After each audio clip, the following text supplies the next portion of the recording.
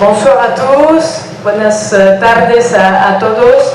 Tenemos el inmenso privilegio de recibir esta tarde a Eric Emmanuel Schmitt, el autor que todos aquí conocen, entonces creo que no es muy útil presentarlo, un autor muy versátil, autor por supuesto, autor de novelas, autor de teatro, actor también, y filósofo también, ¿no? De origen, miembro de la Academia Goncourt et bien d'autres choses, bien d'autres activités.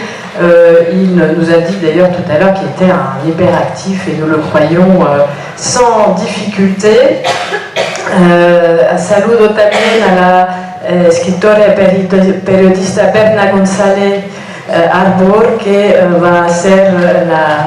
va a tener la difícil tarea, bueno, no sé si es tan difícil, de hacer la mediadora con nuestro invitado, pero no voy a molestarlos más y voy a dejarlos con nuestro invitado. Buenas tardes y buena velada. Muchas gracias.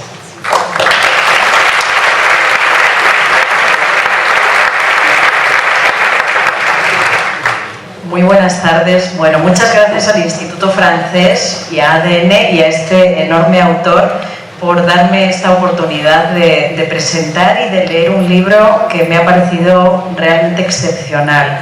Creo que todos sabéis que es un autor extraordinario, es un autor excepcional, pero este libro que tenemos entre manos, La venganza del perdón, es realmente un libro de cuatro novelas cortas que podríamos clasificar casi de poéticas, de delicias, no sé si llamarlo filosóficas o poéticas, en donde a través del humor, pero también de la originalidad, llegamos a territorios que no habíamos imaginado. Vamos a hablar de esas cuatro novelas, pero antes yo quería que habláramos un poquito de él, de Eric Emmanuel Schmitt, que bueno, encantadísima y gracias. Como nos han presentado, como ha dicho la presentadora que ha introducido el acto, sabemos que es dramaturgo, que es novelista, que es cuentista, que es actor, que es catedrático de filosofía, que es cineasta, que ha hecho ópera. ¿Realmente, señor Schmitt, qué quería de pequeño hacer de mayor?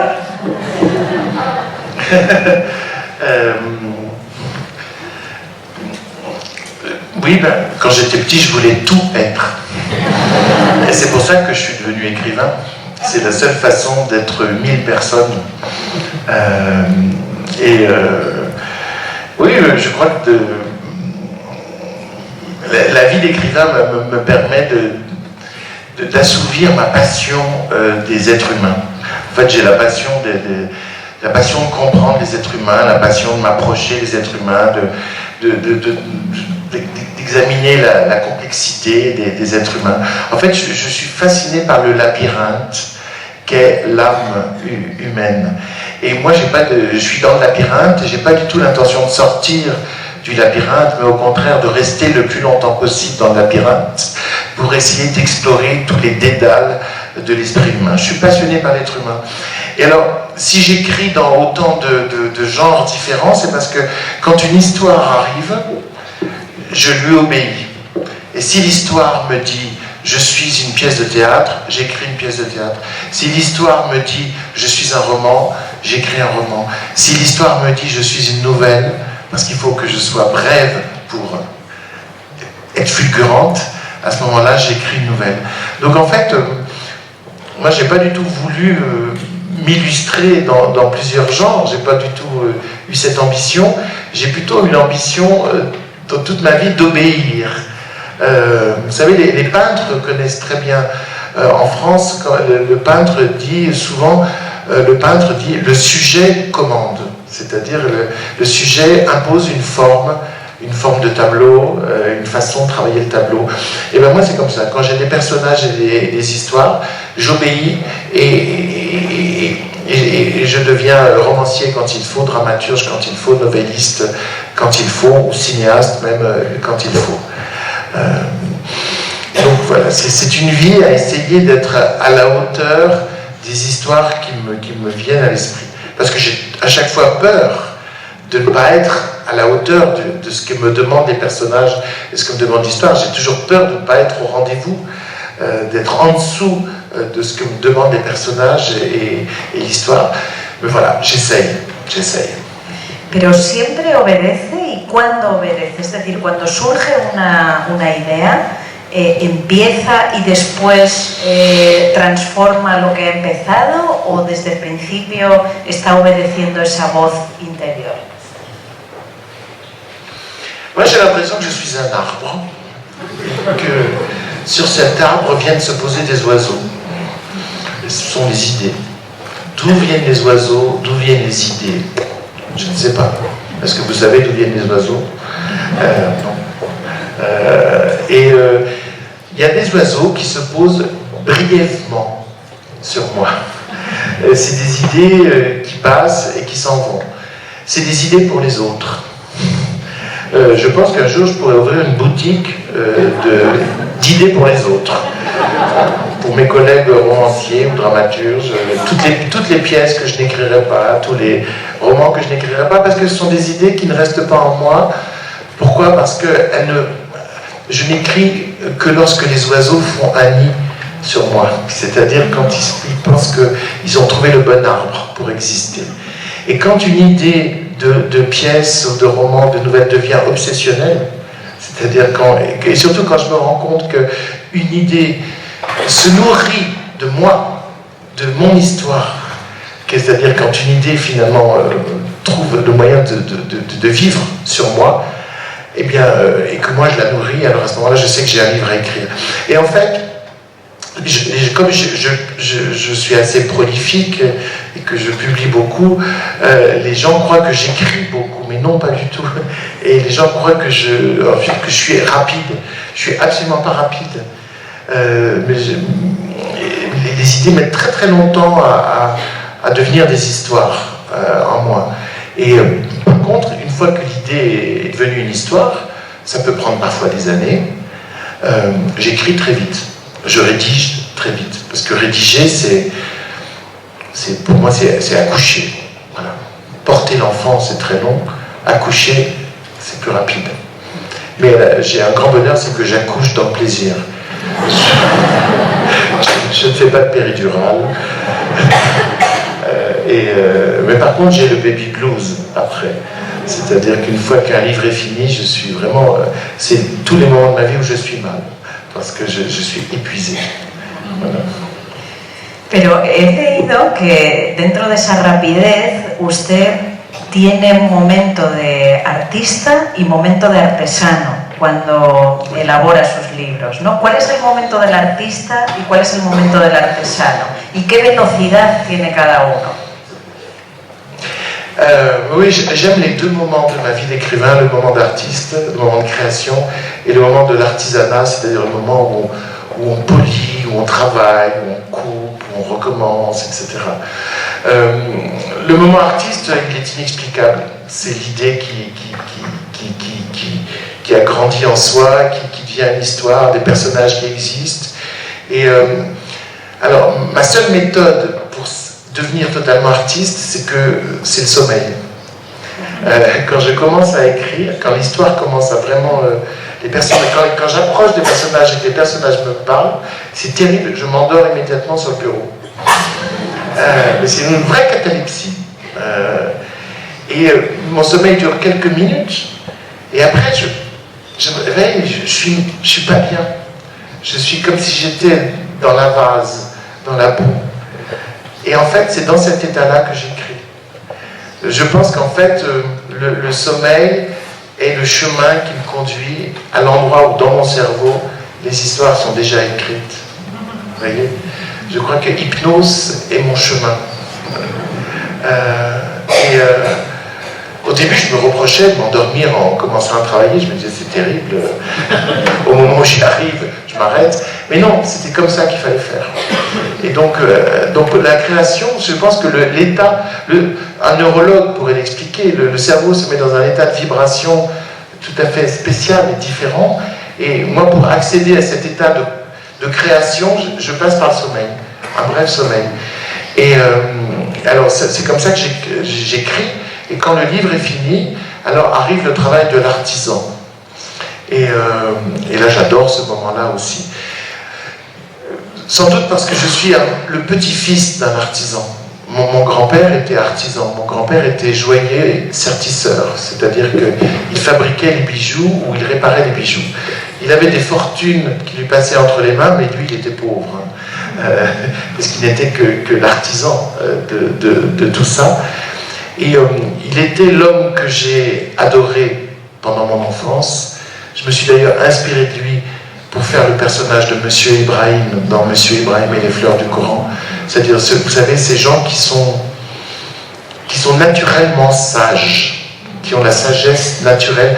Moi, j'ai dû faire des études pour être un peu sage. J'ai dû faire des grandes études de philosophie, j'ai dû lire beaucoup pour arriver à formuler des choses qui peuvent sembler intelligentes. Mon grand-père n'avait pas fait d'études et était spontanément intelligent.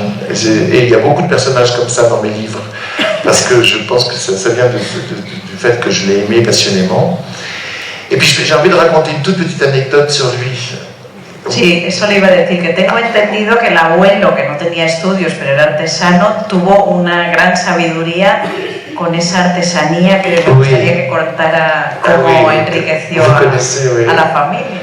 Oui, donc mon grand-père travaillait toute la journée assis à son atelier, et il avait un tablier qui était sur son atelier mais qui arrivait jusqu'à lui. Et ce tablier était un tablier en cuir qui recueillait la poussière d'or pendant qu'il travaillait. Et tous les soirs, il prenait une pipette en verre et il versait la poussière d'or de son travail de la journée dans la pipette. Et moi, quand j'étais petit, je me moquais tous les soirs de lui. Je disais, mais il n'y a rien, parce que c'était infinitésimal. Et il avait avec un petit sourire, il me disait, tu verras. Et il est mort à 60 et quelques années, moi j'avais 11 ans à ce moment-là, et évidemment c'était une catastrophe affective pour ma grand-mère, parce qu'elle adorait cet homme, et c'était aussi une catastrophe économique, parce qu'elle se trouvait veuve d'un artisan. Donc je peux vous dire qu'en France, je ne sais pas comment c'est en Espagne, mais déjà la retraite d'un artisan, c'est rien, mais alors la retraite de la veuve d'un artisan, c'est la moitié de rien. Et donc, mais la poussière d'or avait permis à mon grand-père de couler 7 lingots. C'était le travail de toute une vie. Et donc ma grand-mère a vécu de la poussière d'or de mon grand-père, c'est-à-dire de la patience et du travail de mon grand-père. Et ça, pour moi, ça a toujours été l'exemple du dévouement à son travail, du dévouement au sien aussi, à sa famille. Et c'est pour ça, moi qui suis un tempérament extrêmement actif, grâce à mon grand-père et à l'image que j'ai de lui, recueillant tous les soirs la poussière d'or et travaillant, tout du coup, quand un texte est fini, je travaille énormément. Je peux passer des heures à chasser les répétitions, à faire en sorte que chaque phrase ait sa propre densité, que les phrases ne soient pas construites pareilles, placer une virgule au bon endroit. Je peux passer une demi-heure à mettre une virgule au bon endroit. Et j'ai l'impression, parfois je passe des journées comme ça, et à la fin de la journée, je me dis, voilà, qu'est-ce que j'ai travaillé aujourd'hui? Et je me rends compte que j'ai changé 5 choses sur mon texte. Donc, en fait, mes proches me disent que je passe plus de temps à faire l'artisan qu'à faire l'artiste. Je passe plus de temps à relire et à retravailler qu'à rédiger. Ça sort tout seul. Voilà. Bueno, interesante como ese abuelo que iba recogiendo poco a poco, día tras día, ese polvito del oro, es una metáfora de su obra, ¿no? Que son pequeñas piezas de oro o doradas que van construyendo una carrera de muy largo aliento, donde cada libro, cada cómic, ópera, etcétera, tantas cosas que hemos visto van construyendo una fortuna, pero una fortuna intelectual y filosófica. Ha dicho ya que me ha gustado esa idea de la boutique, que tiene el árbol es una boutique que ofrece sus ideas, ¿no? Pero ha dicho que decide la hipnosis, que decide por obediencia a las voces que escucha o las ideas, que decide por el sueño, en sueños. ¿Y qué decide usted? Si han decidido los pájaros, si han decidido la hipnosis, si ha decidido por obediencia. ¿Qué decide usted? ¿Quién manda, los personajes o usted? ¿Quién manda en esa tensión? C'est une coopération entre moi et une partie de moi. Mais non, c'est une coopération entre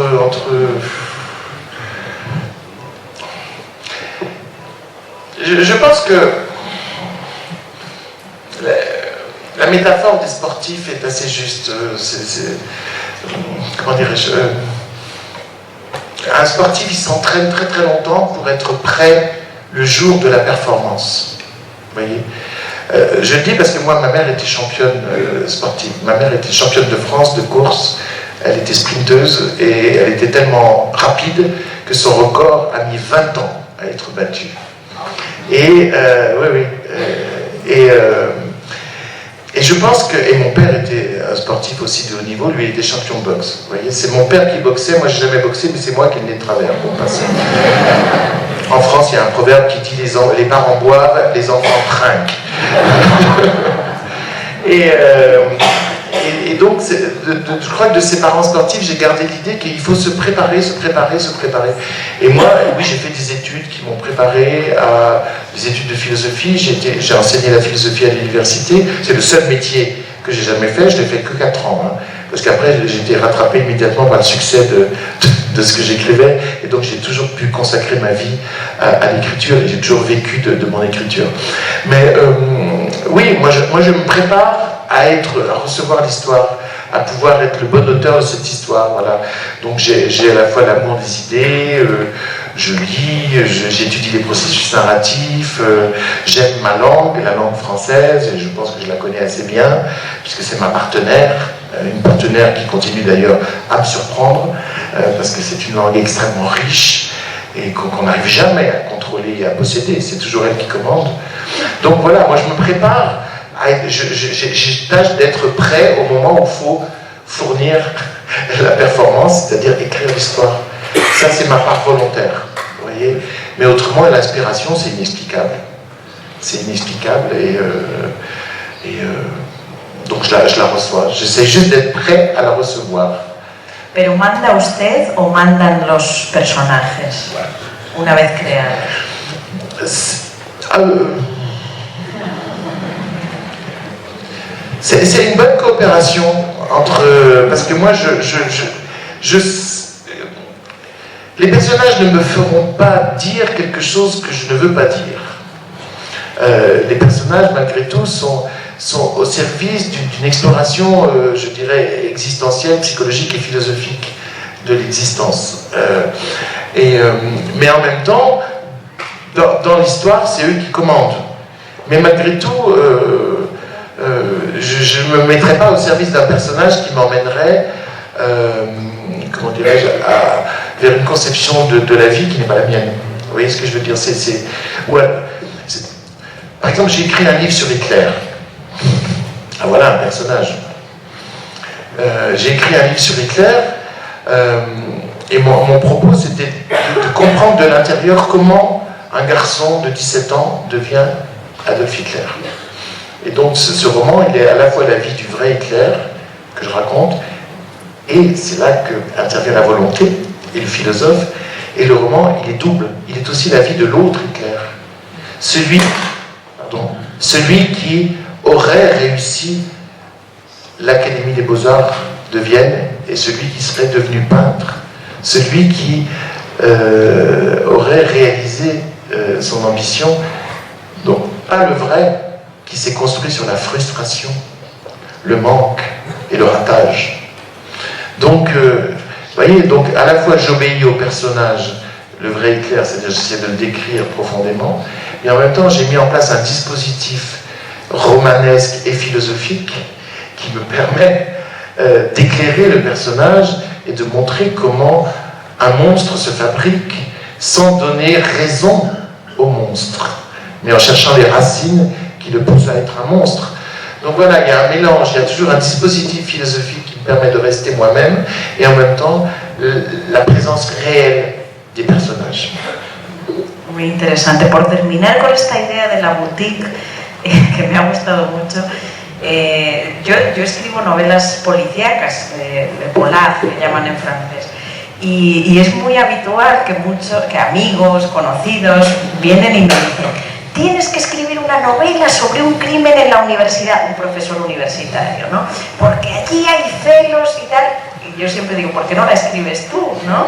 Y cada uno en su ámbito, en su trabajo, uno que trabaja en el metro, otro que trabaja en la universidad, otro que trabaja, no sé, con menores, con hospitales. Cada uno se le ocurre una novela policíaca en su ámbito. Y yo siempre digo, hazla tú, ¿no? Entonces, en esa boutique, ¿alguien le viene a pedir algo que no ha hecho y acepta esas ideas o cómo reacciona? Oui, très souvent, oui, très souvent. Oui, mais moi, soit je sais tout de suite que l'idée qu'on propose n'est pas pour moi, soit je vais le découvrir parce que l'idée va partir. Parce que, par exemple, je ne prends jamais de notes. Mes livres sont dans ma tête. Certains, il y a des idées qui sont là depuis 30 ans, et qui n'ont pas encore donné de livre, mais qui vont un jour donner un livre. Donc moi en fait, j'ai une grande confiance dans la mémoire. Si je me souviens de quelque chose, c'est qu'il faut que je m'en souvienne. Si je ne m'en souviens pas, c'est qu'il faut que ça disparaisse. Je crois que le cerveau trie. Donc en fait, je suis là aussi, je suis un peu passif et fataliste. En fait, non, je suis ni passif ni fataliste, je suis confiant. Et par exemple, quand une phrase géniale me vient, je ne la note pas. C'est presque, même je la provoque la phrase. En disant, si tu restes dans ma tête, c'est que tu mérites de rester. Si tu disparais de ma tête, c'est que tu n'avais pas de raison d'y être. Et voilà, et je sais que la phrase, elle ressortira le jour où il faut. Voilà, je travaille comme ça. Muy interesante.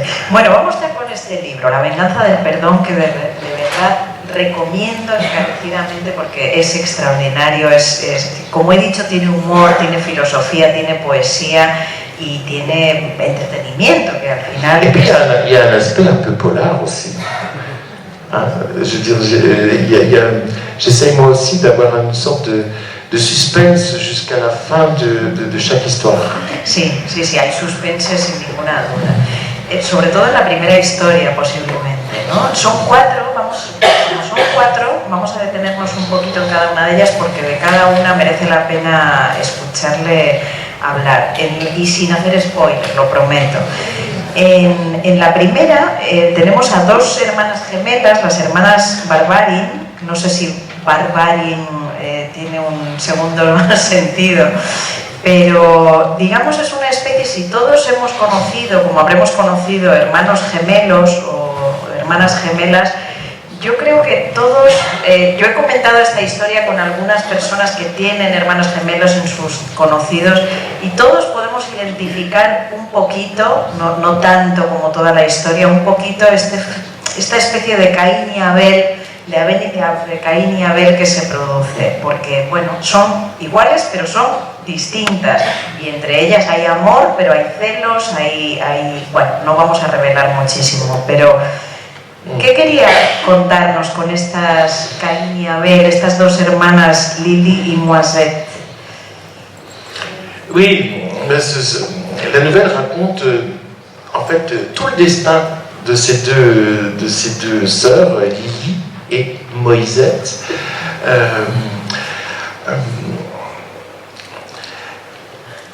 Voilà, elles arrivent sur Terre il y a un peu plus de 80 ans.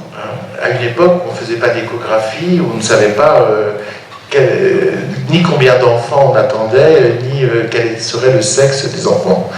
Et donc les parents attendent soit un garçon, soit une fille. Si c'est une fille, ils l'appelleront Lily. Si c'est un garçon, ils l'appelleront Moïse.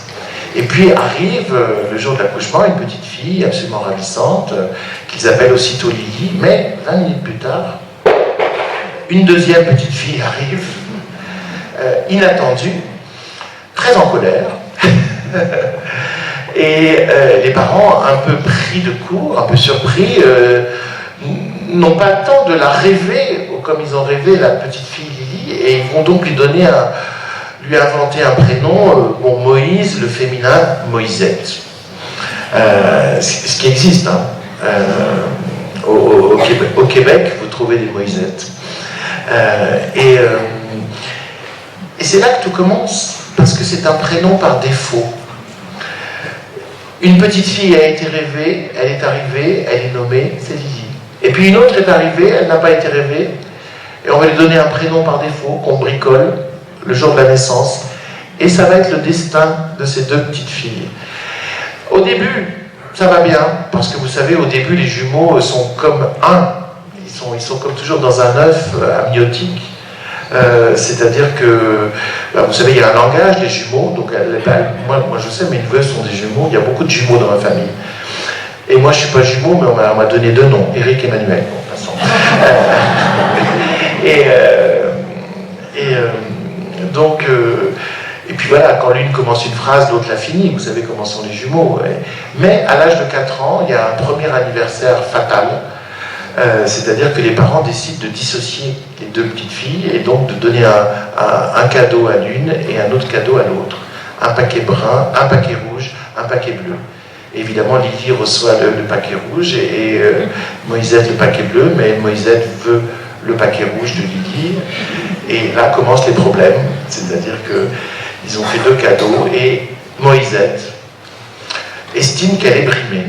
Estime qu'elle n'a pas un aussi beau cadeau que sa sœur. Elle découvre ce jour-là qu'elle n'est pas sa sœur, alors qu'avant elle ne le savait pas. Et elle découvre que non seulement elle n'est pas sa sœur, mais surtout qu'elle n'est pas traitée comme sa sœur, aussi bien que sa sœur. Et là, il va se produire, vous savez, la naissance d'une conscience. La naissance d'une conscience, et elle va se concevoir comme une victime de sa sœur. Au lieu d'en vouloir à ses parents, au lieu d'en vouloir à la société de toujours privilégier Lily, et pas elle va en vouloir à sa sœur, d'être celle qui attire la lumière, d'être celle qui attire les beaux cadeaux, d'être celle qui attire l'attention des autres. Et donc, elle va, au fond d'elle, même sans s'en rendre compte, se mettre à détester sa sœur. Et je raconte leur histoire sur toute une vie. Et en fait, elle va se concevoir comme une victime de sa sœur. Et vous savez, quand on se pense comme une victime, souvent, on finit par devenir le bourreau. Et elle va devenir le bourreau de sa sœur, parce qu'elle se croit la victime de sa sœur. Et donc, je raconte toute une vie de haine et d'amour.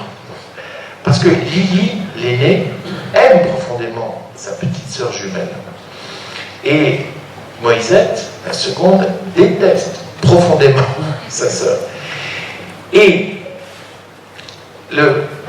toutes les nouvelles sont autour du thème du pardon, comme l'indique le titre. Et bien là, on va voir que justement, plus Lily va se venger de sa sœur, plus elle va provoquer le pardon de sa sœur, et plus l'aînée va pardonner, plus la cadette va se venger. C'est-à-dire que plus l'aînée aime, plus la cadette la déteste, et plus l'aînée pardonne, plus la cadette se venge. C'est comme si chaque sentiment produisait son contraire, et comme si chaque action produisait l'exact contraire. Et c'est un cercle sans fin. Et ça, alors on ne raconte pas l'histoire parce qu'on a des surprises jusqu'au bout, c'est pour ça que je fais des commentaires pour éviter de raconter des histoires. Mais en même temps, ça illustre une première problématique du pardon, puisque toutes les nouvelles sont autour du thème du pardon et de la vengeance. C'est-à-dire qu'on peut s'interroger quand on lit l'histoire de ces 2 sœurs, on peut se demander si l'aînée, Lily, a raison finalement de pardonner autant. Je pense que c'est ce qu'on peut appeler le pardon à mauvais escient, le pardon à répétition, le pardon qui finit par devenir maladroit à force de se reproduire. C'est-à-dire que je crois qu'au fond, Lily, la sœur aînée, devrait tout d'un coup cesser de pardonner à sa sœur pour lui montrer des limites. Or, elle ne lui a jamais montré de limites. Et donc, devant cette absence de limites, la seconde continue à provoquer, à aller plus loin, toujours plus loin, puisque jamais on lui oppose une limite. Et donc, on peut s'interroger sur ce pardon qui a l'air bon, mais qui, au fond, produit des effets néfastes. Et puis, on peut s'interroger sur l'amour aussi que porte Lily à sa petite sœur. C'est un amour tellement stable que c'est un amour inefficace. C'est-à-dire, c'est un amour qui provoque toujours plus de haine. Elle aime sa sœur, mais elle l'aime mal. Parce que si elle l'aimait bien, elle l'aimerait de façon à la rendre plus heureuse.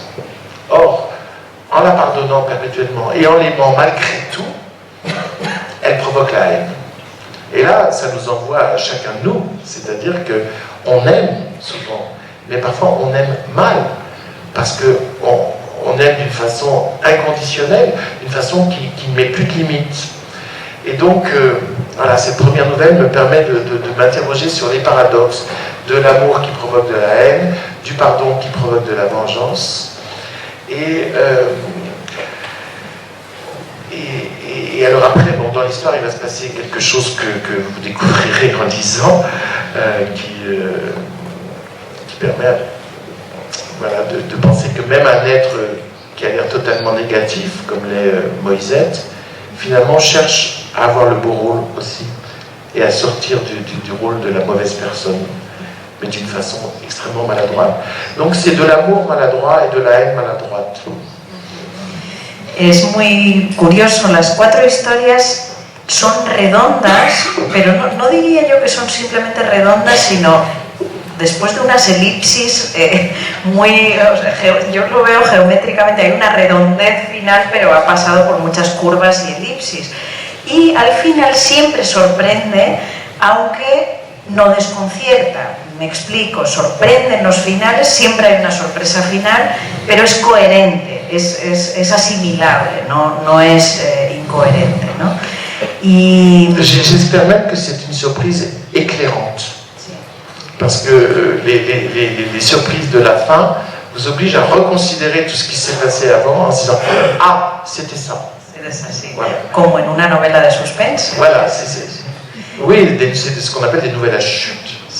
Et puis moi je suis un homme de théâtre, donc j'aime les coups de théâtre.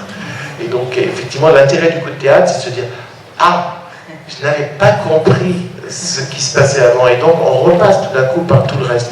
Et donc finalement c'est comme si vous lisiez 2 fois. Vous avez lu une première fois et la fin vous oblige à tout reconsidérer en se disant « Ah, c'était ça ». Et ça j'aime bien outre j'aime bien l'émotion de la surprise et provoquer cette émotion, mais j'aime bien aussi ce qu'elle peut engendrer dans la tête. C'est-à-dire quand tout d'un coup on reconsidère des scènes qu'on a déjà lues en se disant « Ah oui, mais la vérité c'était ça ». Y para ello, que es realmente parece fácil cuando lo lees y estoy segura de que es difícil estructuralmente, emplea un testigo que fue un primer novio de Lily, y no vamos a hacer spoiler con las relaciones que ha tenido con una o con otra, pero que es un testigo desde los 13, 14, 15 años, no sé, desde la adolescencia hasta la vejez, y va a ser clave para esta sorpresa. Lo dejamos ahí para no hacer más spoiler. Y habla del amor, de ese amor, como ha dicho, de ese amor amamos mal, y es curioso porque esto nos lleva a la segunda historia. La segunda historia, que ahora no recuerdo cómo se titula, pero no importa. La segunda historia... Mademoiselle Butterfly. Perfectamente. Y la segunda historia es una historia muy interesante de amor. Yo no habría dicho que era de un amor mauvais, ¿no? De un amor malo, pero sí es un amor incondicional. Es un amor incondicional y es una lucha entre el amor y el poder. Aquí nos encontramos con un hombrecito, un joven poderoso, porque de buena posición económica, de buen futuro como estudiante, familia financiera, etcétera, que en unas vacaciones en la montaña, en la adolescencia, apuesta con sus amigos porque hay una chica que es esplendorosa, muy muy erotizante para ellos, pero es discapacitada, es una discapacitada mental, ¿no? Y bueno, se produce, tampoco quiero hacer spoiler, pero se produce ahí un choque entre su pasión, su entrega apasionada, pero su carrera de poder y del mundo financiero, etcétera, y el amor incondicional de esta mujer a este hombre. No sé, quiero dejarlo ahí para no avanzar más cosas, pero también has hecho ahí un foco, has puesto un foco muy potente sobre el amor. No sé si también lo considerarías un amor de amar mal o un amor, porque al final el amor salva también, ¿no? Oui, dans cette nouvelle, il y a l'amour qui sauve, oui, bien sûr. C'est aussi une nouvelle sur le pardon, qui va aller jusqu'au plus haut du pardon, c'est-à-dire jusqu'au sacrifice, et au plus haut de l'amour, parce que je pense que le plus haut de l'amour, c'est le sacrifice. Qu'est-ce qu'une mère peut faire pour son fils? Jusqu'où est-ce qu'elle peut aller? Et là, pour moi, on a l'exemple Enfin, moi, j'adore ce personnage de Mademoiselle Butterfly, parce que c'est l'amour pur. Oui, ça commence par un pari, c'est voilà, un garçon qui fait un pari avec d'autres garçons, couché avec celle qu'on appelle Simplette. Elle s'appelle pas Simplette, elle s'appelle Mondine, mais on l'appelle Simplette parce qu'elle est simple d'esprit. Tout simplement parce que la pauvre, à sa naissance, elle avait le cordon ombilical autour du cou. Et vous savez, s'il n'y a pas d'oxygénation du cerveau, l'enfant après va subir des retards mentaux. Alors elle est belle comme le jour, mais elle retarde des difficultés à apprendre à lire. Et en fait, ce garçon qui est le héros de la nouvelle, lorsqu'il va dire moi je vais coucher avec elle, il ne comprend même pas lui-même ce qu'il fait. Parce qu'en fait, on va se rendre compte qu'il est double. Quand il est avec elle, il va la séduire et il va coucher avec elle. Quand il est avec elle, il est profondément heureux et profondément amoureux d'elle. Mais dès qu'il s'éloigne d'elle, il nie totalement, il a juste tenu son pari. Il est juste un coq victorieux. Et en fait, pour moi, c'est une manière de dissocier le moi profond et le moi social. Au fond, quand il est profondément amoureux d'elle, son moi profond est totalement amoureux d'elle et sera amoureux d'elle toute sa vie. Mais son moi social ne veut pas se reconnaître dans cet amour-là. Il ne veut pas qu'on le voit au bras de cette femme. Il ne veut pas qu'on dise qu'il est amoureux de cette femme-là. Elle ne correspond pas à son standing, à son milieu, à sa classe économique, à ses ambitions aussi d'homme. Et donc, il va sacrifier cette femme et aussi son moi profond à sa réussite professionnelle. Mais elle va revenir dans sa vie. On va pas raconter l'histoire surtout. Et c'est un jour, lui, en voyant Madame Butterfly, l'opéra de Puccini, c'est pour ça que ça s'appelle Mademoiselle Butterfly, pendant une représentation du sublime opéra de Puccini, il va comprendre à quel point il est passé à côté de sa propre vie. Et elle, finalement, le personnage, elle n'a pas de dissociation entre son moi profond et son moi social, parce qu'il n'y a pas de moi social. Elle vit dans la montagne, elle vit une vie libre avec son vieux père et puis les animaux de la ferme. Et elle va lui porter à cet homme et à l'enfant qu'ils vont avoir ensemble un amour absolument profond et exceptionnel. Et ce qui m'intéressait, c'était de montrer que la personne dite qui a réussi dans la société, la plus intelligente, la plus riche, etc., a totalement raté sa vie. Alors qu'elle, qui n'est rien dans la société, finalement, a tout compris. Et donc je voulais absolument dissocier ces deux personnajes. Aquí el amor es salvador y de hecho oui. el amante y luego padre ya mayor, hay algunas perlas, hay algunas frases que son auténticas perlas de pensamiento que yo me he anotado. Por ejemplo, cuando dice, cuando no se puede salvar el dinero ni el honor, queda salvar el amor. Ahí tenemos un amor salvador, ¿no? Un amor positivo. Hay un momento que dice uno de este mundo financiero: yo nunca lucharía así por mis hijas, como el otro dice, porque nosotros somos civilizados. Los civilizados no luchamos así por nuestros hijos, como lucha esta de la montaña, ¿no? Es el mundo al revés, ¿no? Como efectivamente ella no tiene nada, ella es un ser de la montaña, pero sabe lo que es el amor, que no tiene nada que ver con el honor, con el dinero, con el triunfo financiero, etcétera. Da lecciones a todos, ¿no? El mérito es del que ama, no del amado.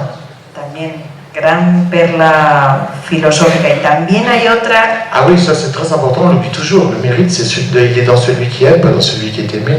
C'est très difficile d'aimer, vraiment. Y hay otra también cuando el padre le dice al hijo: hay que estar tan orgulloso de los éxitos como de los fracasos, no importa el resultado.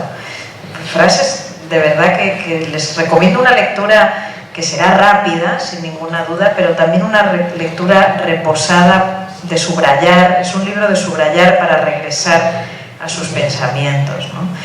La tercera historia es la que da título al conjunto, La venganza del perdón. Impresionante desafío, ¿no? para nuestra capacidad de comprensión. Tenemos una mujer que visita en la cárcel, puedo decirlo, ¿verdad? Visita en la cárcel al violador de su hija, al violador y asesino de su hija, ¿no? Esta mujer, sus hermanas piensan que está loca, piensan que está yendo al psiquiatra, ella les engaña, y lo que está haciendo es se ha trasladado a vivir a la ciudad del norte donde está encarcelado el asesino, y le va a visitar, a veces casi en contra de su voluntad. Y no quiero decir mucho más porque el título, La venganza del perdón, es enorme. Cuando lean esta historia verán que estamos ante un título de una profundidad filosófica enorme, y quería que nos reflexionara un poquito sobre esta mujer que decide abandonar todo para ir a visitar al violador de su hija. C'est une histoire vraie. C'est une histoire vraie. J'ai rencontré il y a quelques années l'avocat d'un serial killer, malheureusement assez célèbre en France, qui avait tué 12 jeunes femmes, pas l'avocat, hein.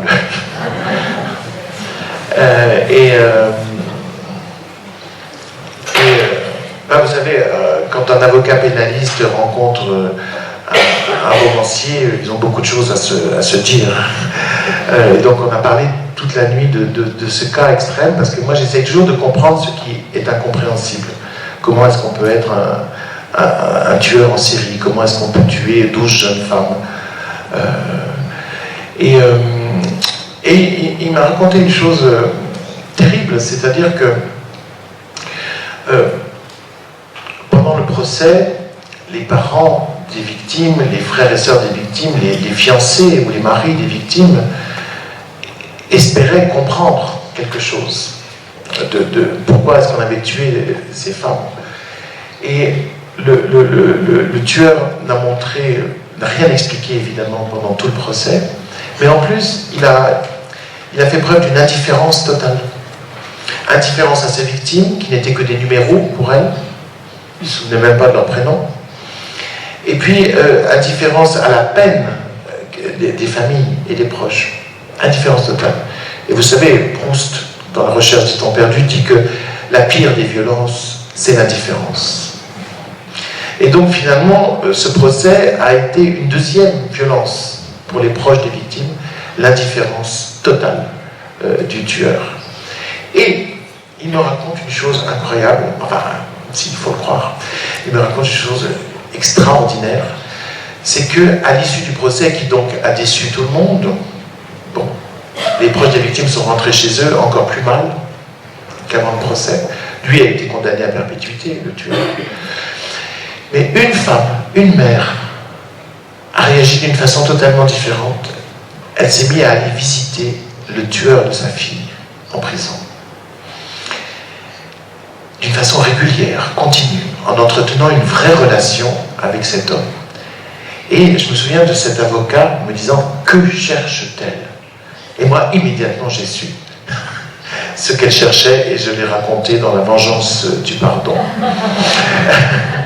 Voilà. Donc je ne vais pas vous raconter, mais ce que je peux vous dire, c'est que elle cherche à comprendre et à lui faire comprendre.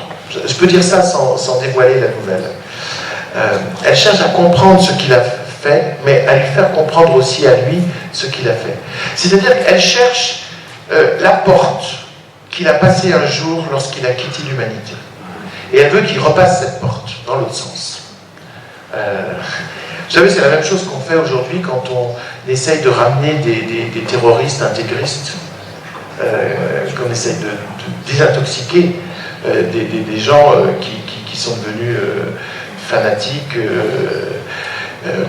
Qu'est-ce qu'on fait? On cherche dans leur histoire le moment où ils ont quitté l'humanité, le moment où ils n'ont plus été le fils de leur mère, l'enfant de leurs parents, le frère et le sœur de leurs proches.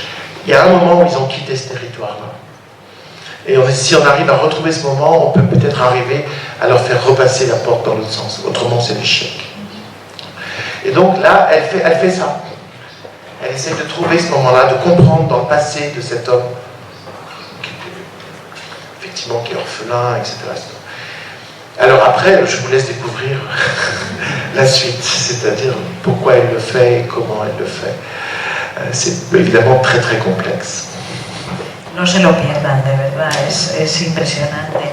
Pero yo sí no vamos a revelar nada, pero no me quiero quedar sin hacer una pregunta de ¿perdonar es vengarse? ¿Hay una forma de vengarse que es perdonar?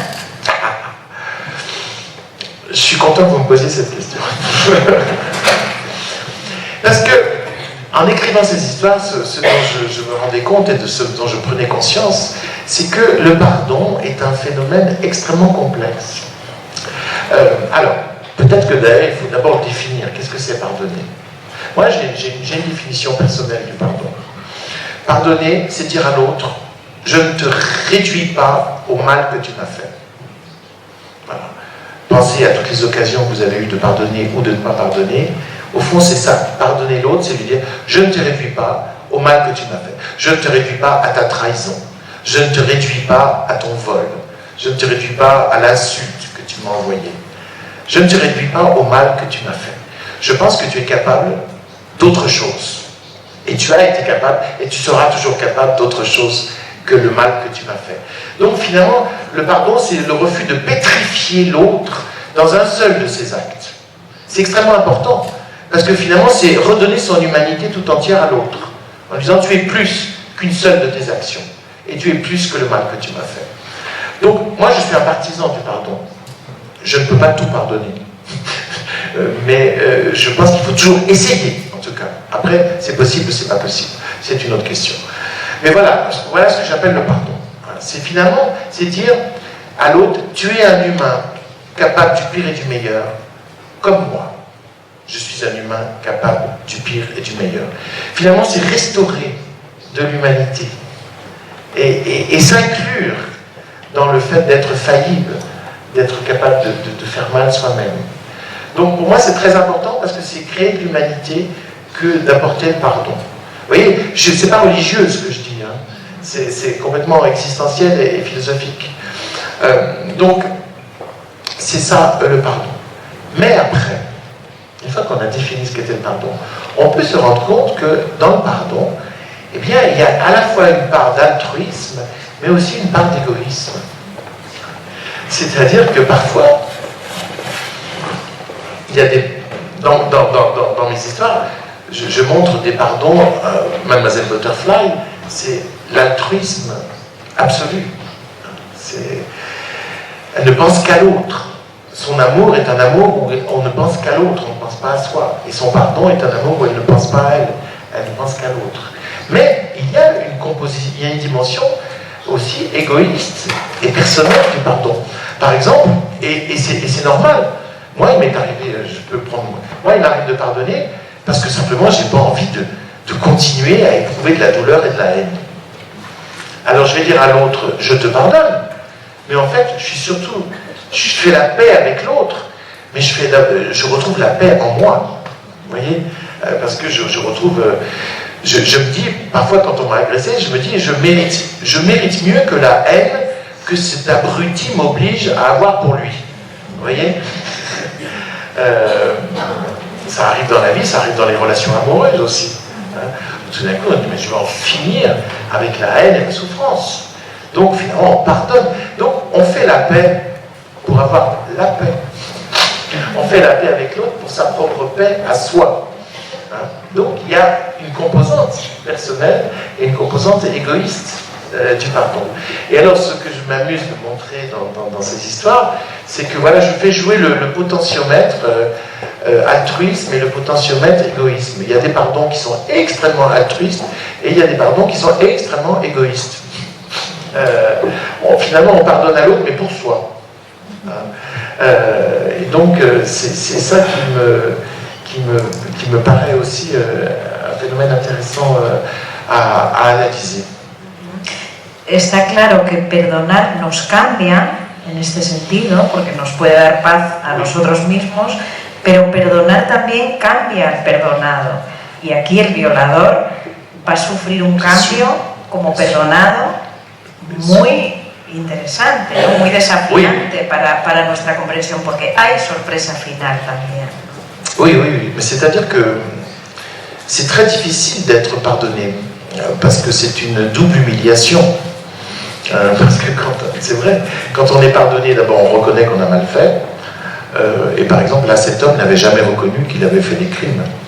Donc tout d'un coup il va prendre conscience de la dimension du mal, alors qu'il était passé à côté d'un... Il avait fait des choses mal sans avoir absolument conscience du mal qu'il faisait. Donc c'est vrai que être pardonné, c'est prendre conscience qu'on a fait du mal, et puis c'est se trouver sous le regard de quelqu'un qui vous est supérieur parce qu'il vous pardonne. Donc certains ne supportent pas le pardon. Par exemple, dans la première nouvelle, une des deux jumelles, Moïsette, ne supporte pas le pardon parce que le pardon l'humilie. Le pardon lui met le nez sur sa faute et lui fait saisir la sublimité de sa sœur qui pardonne. Donc finalement, le pardon empire sa situation et le pardon, chez elle, provoque de la haine. Et encore plus de haine et encore plus de vengeance. Dans le cas du serial killer, le pardon va être une modification absolument énorme de sa personnalité, mais on ne raconte pas tout. Mais voilà, mais c'est complexe, hein, le pardon est impur et le fait de subir le pardon est une épreuve. Il y a des gens qui ne supportent pas d'être pardonnés.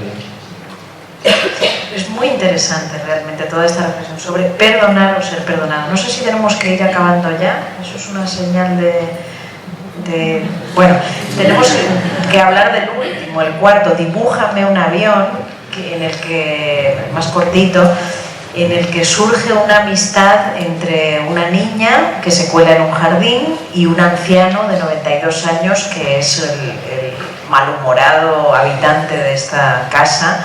Y es una historia que es sin duda ninguna un homenaje a Saint-Exupéry y El Principito, ¿no? Incluso explícita, ¿no? Pero quisiera que nos contara un poquito esta amistad entre Daphne y el anciano señor. Oui, ben lui c'est un vieil homme, il a plus de 90 ans, il est silencieux, il est mal à l'aise. Il a eu des enfants, mais il n'a jamais vraiment été un père. Il a eu des petits-enfants, mais il n'a jamais été vraiment un grand-père non plus. On va découvrir que, au fond, c'est parce que dans sa jeunesse, il s'est senti trahi, parce qu'il a été obligé de faire une guerre à laquelle il ne croyait pas. En l'occurrence, il est allemand, et il a été obligé de participer à la guerre, mais il n'a jamais été nazi. Mais il a fait la guerre pour l'Allemagne, pas pour le nazisme.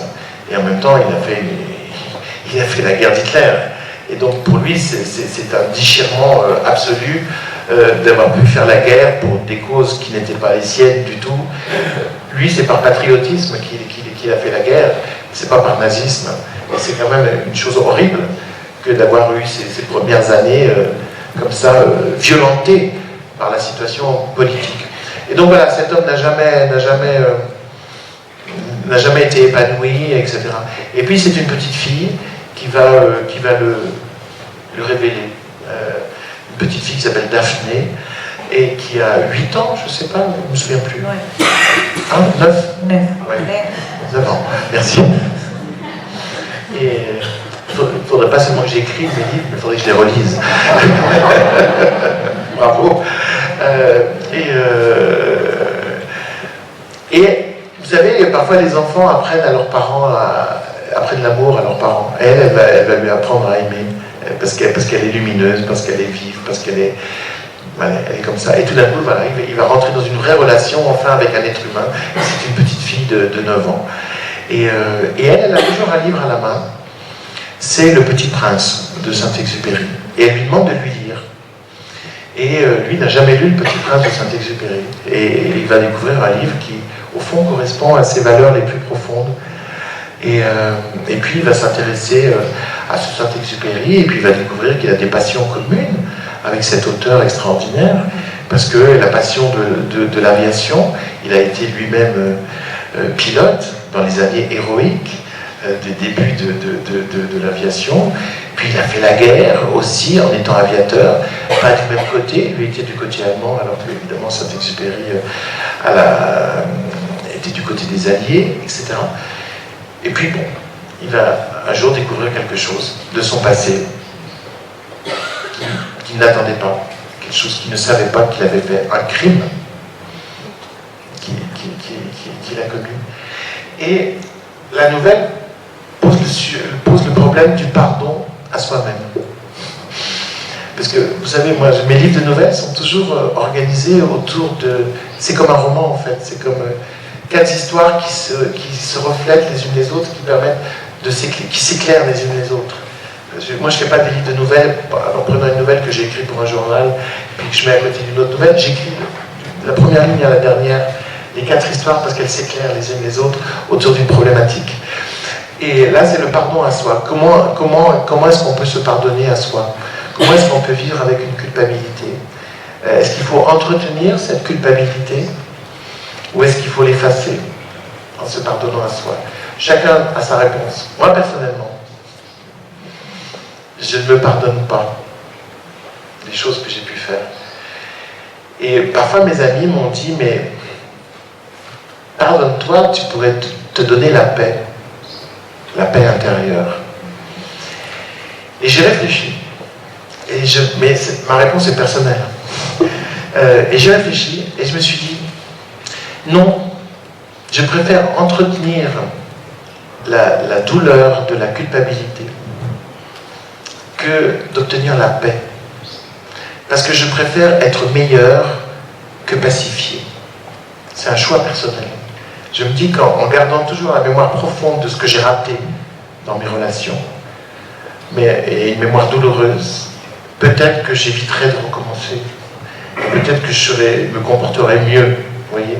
Donc moi, je n'efface pas du tout. Et je dis, je préfère être meilleur qu'être pacifié. Mais c'est mon choix. C'est juste mon choix. No sé si tenemos espacio para algunas preguntas del público. Sí. Bueno, pues vamos a ver, por ahí sí con la mano.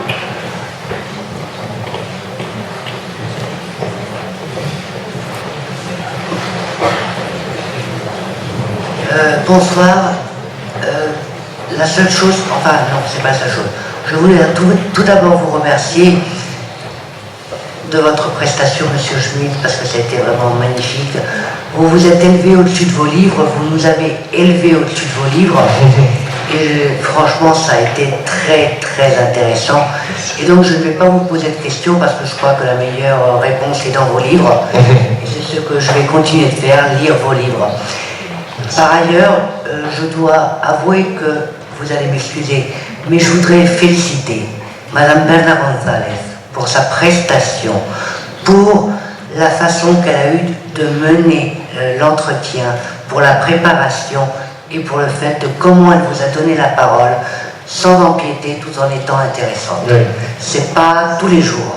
Alors, merci à tous les deux. Merci.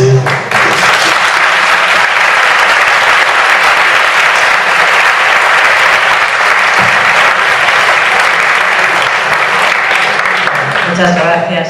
¿Alguna pregunta más por ahí? Moi j'aime bien vos questions.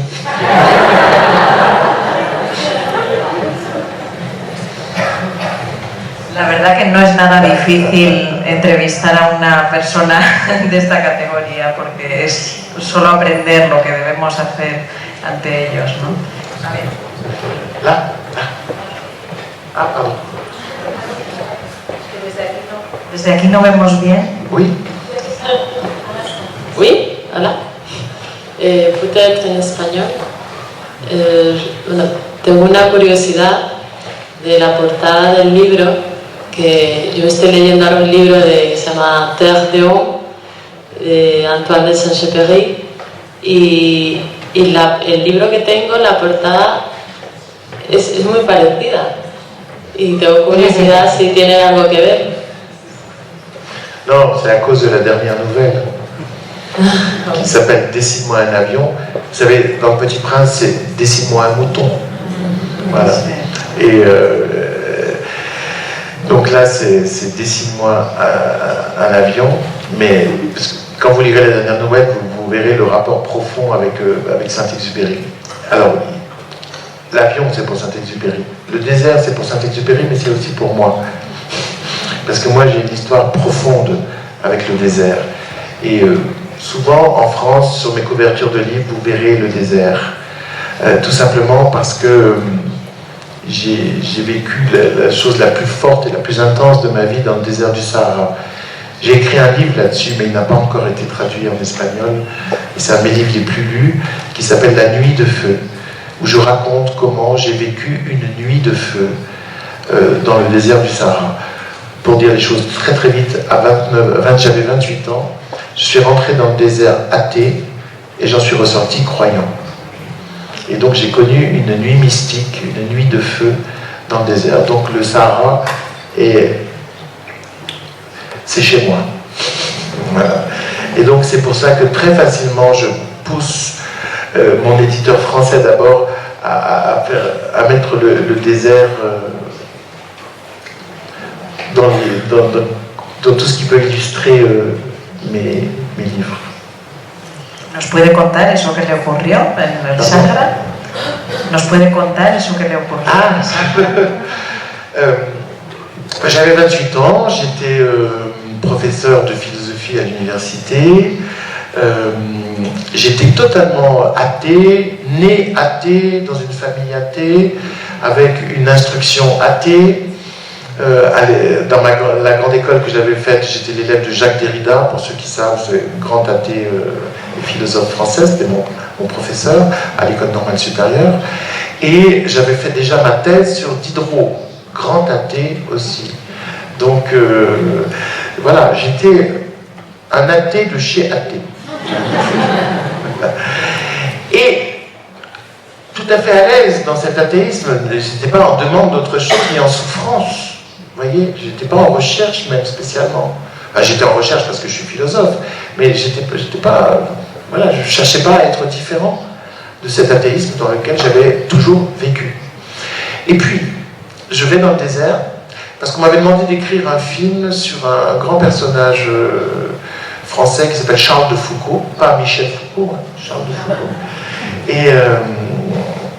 Et donc, c'était qui était un homme qui s'était installé dans le désert parmi les Touaregs, qui était religieux et qui a vécu une vie d'une spiritualité extraordinaire au milieu des Touaregs. Et il est aussi le premier qui a intéressé les Français aux Touaregs, puisqu'il a écrit un dictionnaire français-Touareg. Il a traduit toute la grande poésie féminine, parce que chez les Touaregs, ce sont les femmes qui sont les gardiennes des lois et de la culture, et qui sont les poétesses. Et bon, bref, j'étais une figure passionnante. Et j'avais donc écrit un scénario qu'on m'avait commandé pour raconter ça. Et donc, après avoir écrit le scénario, le metteur en scène de ce film qui n'a jamais été tourné, le metteur en scène m'offre un voyage pour aller sur les lieux que j'avais décrits dans mon scénario.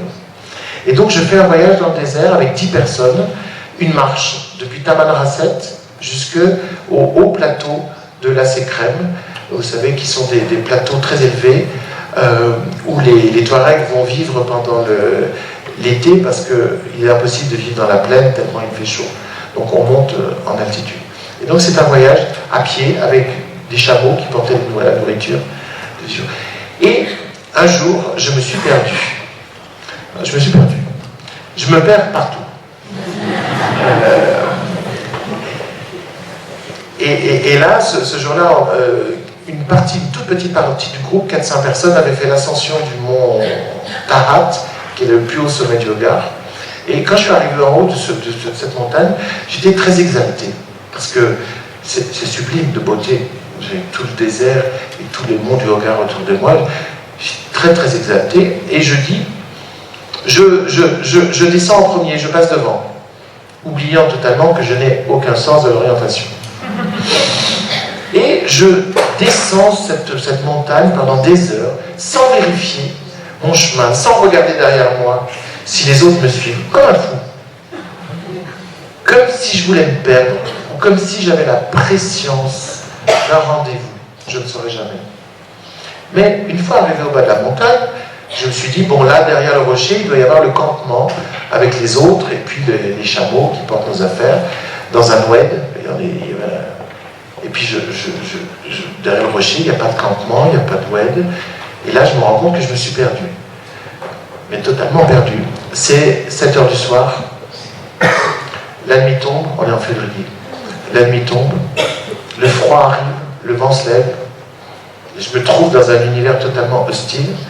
Je n'ai rien à boire, rien à manger, parce que ce jour-là, c'est pas moi qui portais le sac.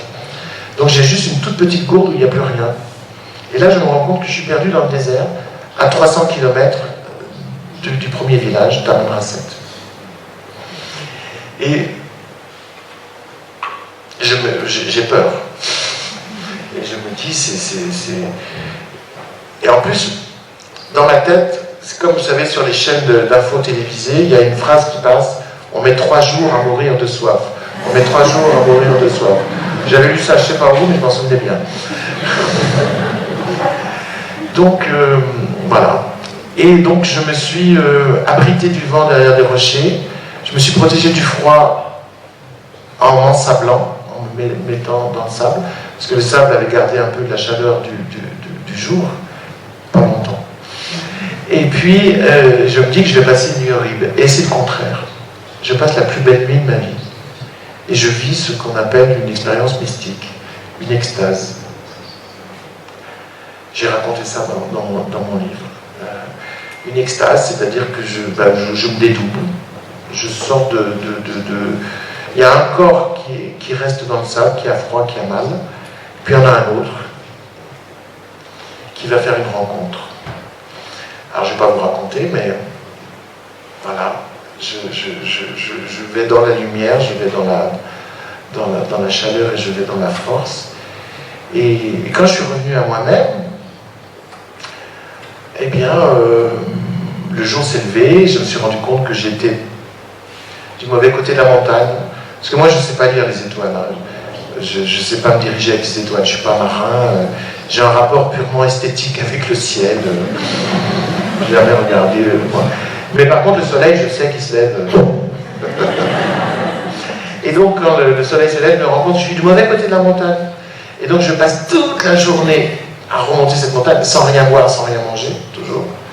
Et avant le soir, heureusement, je passe le sommet. Et là, le guide Touareg, avec ses yeux d'homme du désert, me voit. Et il monte pour me chercher. Et lui, avec tous les membres du groupe, il avait passé une nuit épouvantable, puisqu'il me cherchait. Et ils avaient passé la nuit à crier « Eric, Eric !» dans la montagne. Et puis, il avait fait des feux. Mais attention, pas des feux de Touareg, hein, des feux d'Américains. C'est des gros feux, pour que je les voie. Faire du feu dans un endroit où il n'y a pas d'arbres, Il avait déterré des racines, il avait fait des feux, comme ça, un homme extraordinaire. Et quand il est monté me retrouver, j'ai senti son émotion extrême, parce qu'il pensait que j'étais mort, fracassé dans une crevasse. Et là, moi, je me suis rendu compte que je ne pouvais rien dire. Parce que c'était indécent de dire à tous ces gens qui s'étaient inquiétés, non, moi j'étais bien, j'étais en train de faire une expérience mystique, formidable, ma vie a changé, voilà. Donc, j'ai gardé tout ça au fond de moi, et j'ai d'autant plus gardé que à l'époque, je n'avais aucun mot pour dire ça. Parce qu'une révélation, c'est une révolution. Ça change tout. Vous ne pouvez plus utiliser les mêmes concepts, vous ne pouvez plus utiliser les mêmes mots, vous ne pouvez plus faire les mêmes phrases. J'étais pas prêt. Donc, ça a été un secret. Mais un secret qui, à l'intérieur de moi, faisait un travail alchimique, qui me changeait totalement. Parce que cette foi, elle grandissait en moi. Je dirais que dans le désert, c'était un petit filet, mais c'est devenu un fleuve. Et puis c'est devenu moi, surtout. Parce que je parle de là. Et excusez-moi, je suis très long. Donc voilà, le désert a une importance. Il y a un avant et un après le désert dans ma vie. Voilà. Alors, je précise que je ne sais rien de plus. Simplement, je crois. Car croire, ce n'est pas savoir. Si vous me posez la question, est-ce que Dieu existe? Je vous réponds, je ne sais pas. Mais je crois que oui. Si vous posez la question, je suis un agnostique croyant. Si vous posez la question à un athée, il va vous dire, je ne sais pas, mais je crois que non. C'est un agnostique incroyant. Et puis il y a un troisième homme qui va vous dire, je ne sais pas, et je m'en moque. C'est l'agnostique indifférent. Les trois sont honnêtes parce qu'ils disent, je ne sais pas. Parce que je ne sais pas. Avec ma raison, je ne sais pas. En tant que philosophe, je ne peux pas vous prouver que Dieu existe. Dieu n'est pas l'objet d'une démonstration philosophique, mathématique. Dieu ne se trouve pas sous la lentille d'un microscope ou sous la lentille d'un télescope. Dieu n'est pas un objet de preuve. Dieu n'est pas un objet de science. C'est ailleurs. Donc, mais ce n'est pas parce qu'on ne prouve pas Dieu que Dieu n'existe pas.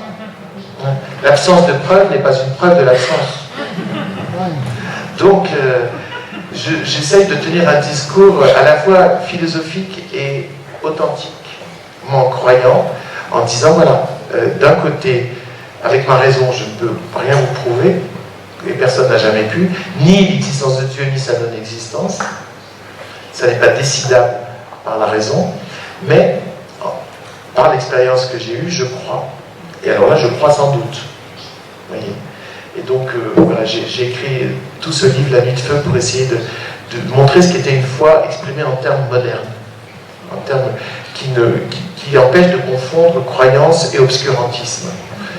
Parce que pour moi, l'obscurantisme, c'est celui qui dit « je sais ». C'est pas celui qui croit, c'est celui qui confond sa croyance et son savoir. Celui qui dit « je sais que Dieu existe et il m'a dit de faire ceci ou cela », et celui qui dit « je sais que Dieu n'existe pas et nous allons organiser l'État de façon totalitaire pour que, etc., à la Staline ou à la Hitler », c'est aussi. Tous les intégrismes viennent, et toutes les violences viennent de la confusion de croire et de savoir.